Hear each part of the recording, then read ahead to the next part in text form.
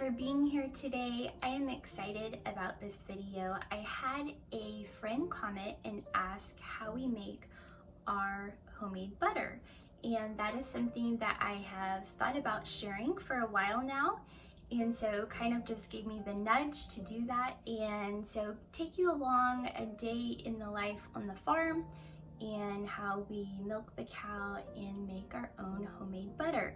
Stay tuned though, because at the end I do want to share a spring tablescape with you. Thank you so much for being here, and let's get started.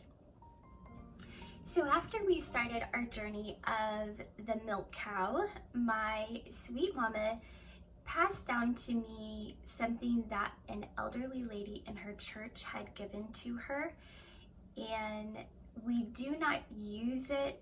Thankfully, we have modern conveniences and things that make it a whole lot easier and less time consuming to do. But she gave me this daisy churn, the old-fashioned kind, and it says Daisy Churn and Manufacturing Company, St. Louis, Missouri, made in the USA. And I looked these up on Etsy, and they run anywhere from $75 to $1,500, I guess, depending on the year that it was made. And I don't know how to tell what year it was made, just going by the look of it. But I think it's so neat. We use it as decor, and it's neat that because we do make our own butter, to have this in our kitchen. I want to show you a very easy way to make your own butter today. So we're gonna go and watch my husband milk the cow. I do not do any of the milking at this point in time. There was a time when my husband was on a trip and I got all geared up in my boots and jacket. It was cold and rainy, and I was going to tackle this, and my father-in-law had mercy on me and came out and rescued me, and he milked the cow. So I've never actually had to milk it, but we will go watch him do that, and then I will show you how we process our milk and make our butter. So this is what he lures her in with. And what is this? What is she eating? Just regular oats? Wet cob. Wet cob. Corn, oats, and molasses. Sorry, corn, oats, and barley with molasses on it. So he pours a bucket of that in here, and she just comes and sticks her head through the stanchion. And this enables her to be prepared for milking. So now he's just wiping off, cleaning, so that we avoid as much dirt in our milk as possible. All of the dirt. What are you talking about? This is the little heifer calf. She is a longhorn, or miniature longhorn, but he has put her onto our milk cow so that we don't get quite as much milk, because she produces a little bit more than we can handle at a time. So this cute little baby is nursing off of Penny right now.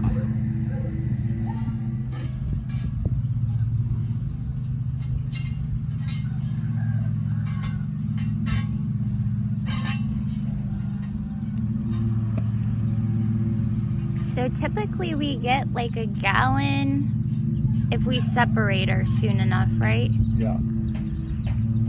If we don't separate her, then we don't get near what we need. What are you guys doing? These are our border collie puppies we have right now.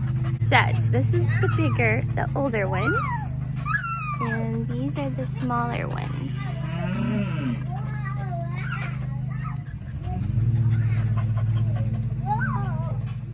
Normally, our younger son, Justice, checks the eggs. That is his responsibility every day. But this particular day, he was not feeling well, and so I made my way to the barn and checked the eggs for the day. We get probably around 8 to 12 eggs a day, and today I'm going to be using them for my Peter Rabbit tablescape. Another thing that I like to do with the milk from our cow is to make homemade yogurt.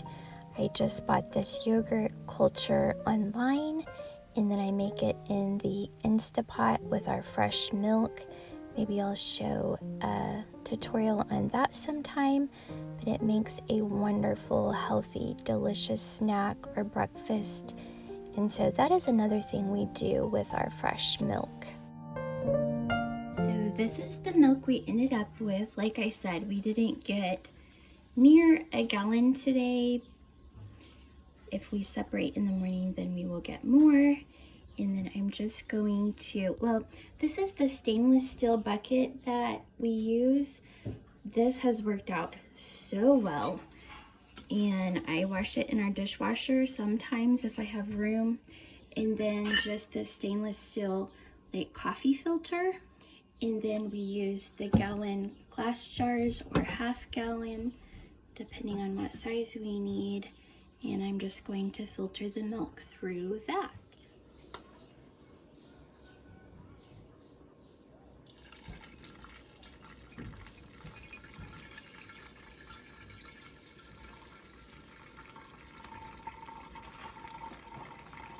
And here is the finished product. This is all we do. Just run it through the strainer and put it in the refrigerator. And this is as fresh as it gets. So then after the milk has set overnight, the cream rises to the top like this. And we just skim off this cream and put it in another jar over the course of a few days, and then we have enough to make our butter.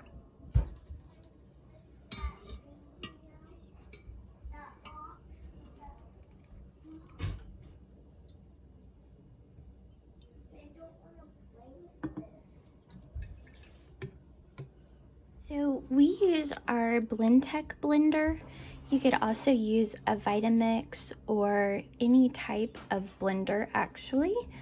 Blendtec is just the brand that we have. And you want to make sure that you have a little milk mixed in, more of the liquid, so that it doesn't bind the blade up. And sometimes we have to add in more to the cream. So I'm just going to use the blend setting, and we do this 3 on 3 cycles, and that should be good for our butter.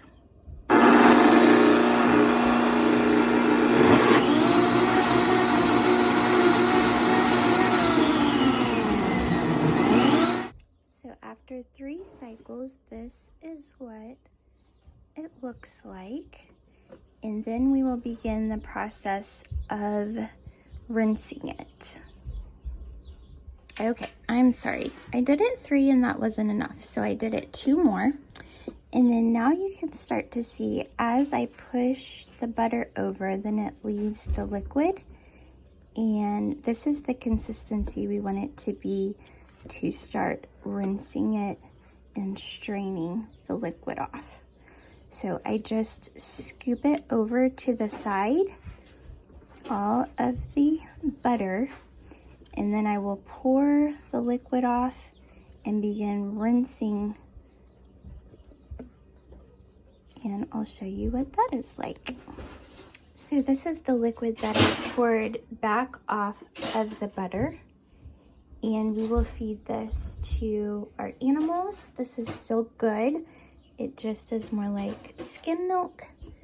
And then we will begin rinsing this with cold water.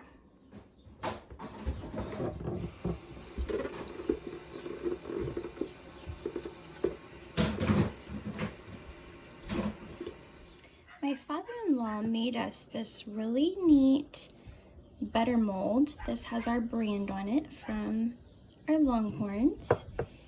And my husband has used it. I have not used it yet. So I'm just going to show you how I make my sticks of butter.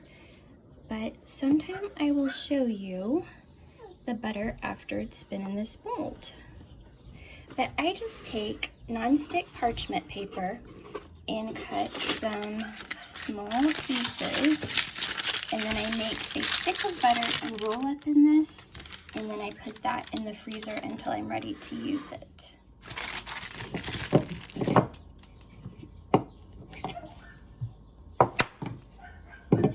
So I just take my butter, get my hands wet, and form it into about the size of a stick of butter. I don't measure it, I probably should.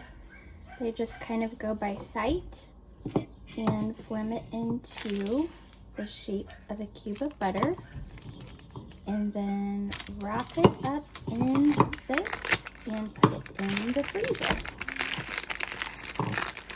Some of my favorite children's stories are the Beatrix Potter, Peter Rabbit, and Tales of Peter Rabbit and Other Animal Friends.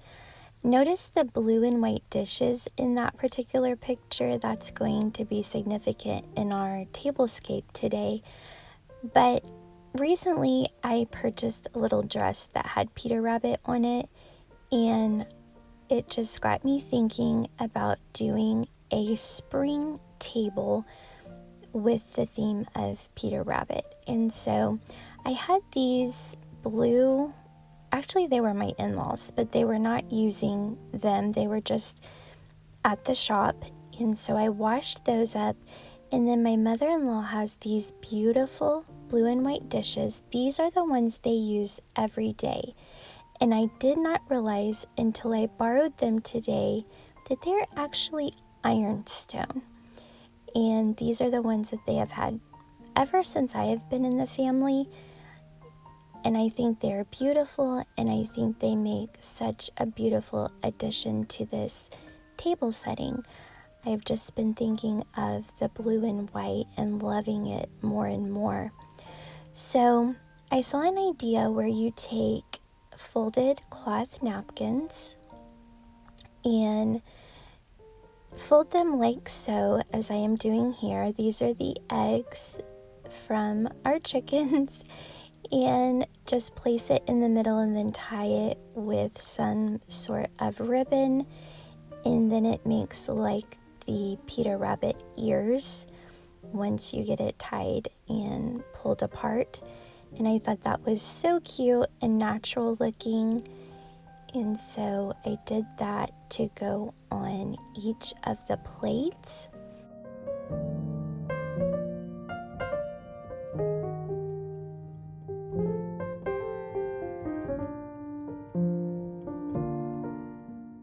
So many of the things that I'm using today I have thrifted recently.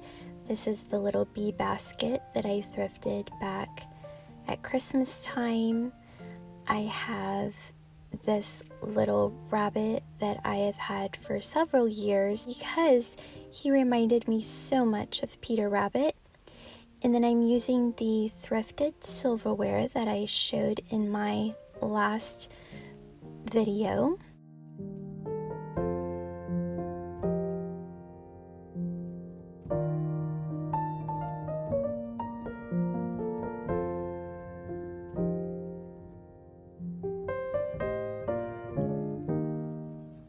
Thank you so much for being here today, for stopping by our farmhouse and sharing in a little bit of farm life with us. I think it's always fun to see how other people do things, whether you do it yourself or not. It can inspire you, can give you ideas to maybe pursue some different homemaking things than you already have. I know that I am continually learning and growing in my homemaking skills. Thanks for being here today. If you haven't subscribed, please consider doing so, and I'll see you next time.